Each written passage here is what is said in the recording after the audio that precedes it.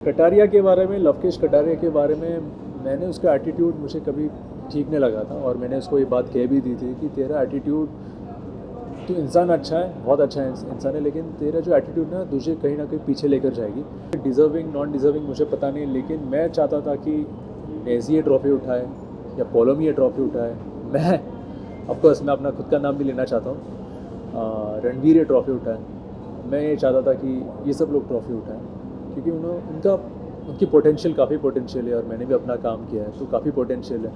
लेकिन कोई बात नहीं, आज उसके हाथ में ट्रॉफ़ी है तो I really wish her all the best and congratulations. मैं एक बात कहूँ तो अगर आप अपनी लाइफ में, पर्सनल लाइफ में, बाहर की दुनिया में, बाहर की ज़िंदगी में आप अपने फ़ायदे के लिए किसी दोस्त को डुबाने की कोशिश करोगे, किसी को गलत बोलने की कोशिश करोगे, नहीं ना, तो यही है। मैं बिग बॉस की जर्नी को भी एक ज़िंदगी मानता हूँ, तो मैं अपने फ़ायदे के लिए किसी दोस्त का गलत इस्तेमाल तो नहीं करना चाहूँगा। तो ये है। और वहाँ जो कुछ भी टास्क हुआ था उस टास्क में काफ़ी गलत भी बोला जा रहा था क्योंकि उस टास्क को रोकने की कोशिश कर रहे थे, क्योंकि टास्क ही वैसा था, इंसान को रोकने की कोशिश कर रहे थे। तो किसी की पर्सनल लाइफ पर कमेंट करना मेरे लिए तो वो सही बात नहीं है, तो इसलिए मैं किसी के पर्सनल लाइफ पर मैं कमेंट तो नहीं करना चाहता।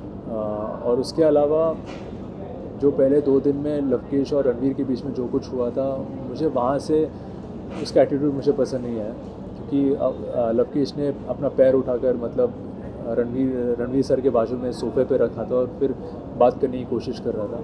It was very bad on his part, क्योंकि आप एक पब्लिक प्लेटफॉर्म पर हो और आपको सीनियर इंसान आपके सामने बैठे हैं, उन्होंने बॉलीवुड में इतने सारी फिल्में की है, इतना टैलेंटेड बंदा है और तुम ऐसे तो बात नहीं कर सकते। इसलिए मैंने उसको बोला था कि भाई तू अपना एटीट्यूड बदल। और सिर्फ ये मेरा मानना नहीं है, घर के बहुत सारे लोगों का मानना यही है, सेम है। तो उस दिन जो भी झगड़ा हुआ था उसी एटीट्यूड की वजह से हुआ था और उसने जो भी कुछ बोला था, मैंने तो शायद एक रिएक्शन की तरह बोला था कि चल निकल करके, ऐसा समथिंग ऐसा बोला था, लेकिन उसने जो भी बोला था वो एक स्टेटमेंट की तरह था जो काफ़ी डार्क था।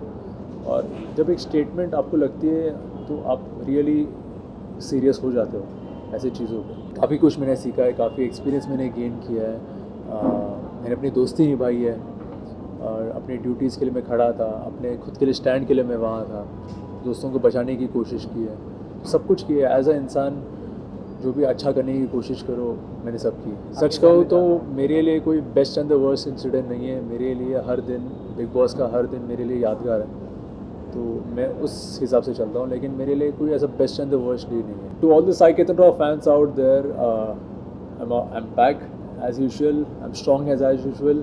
और मुझे ऐसे सपोर्ट करते रहना, ऐसे मुझे प्यार देते रहना। आगे बहुत सारे काम मेरे आने वाले, बहुत सारे प्रोजेक्ट्स मेरे आने वाले, मुझे ऐसे प्यार देते रहना। I love you all. Thank you.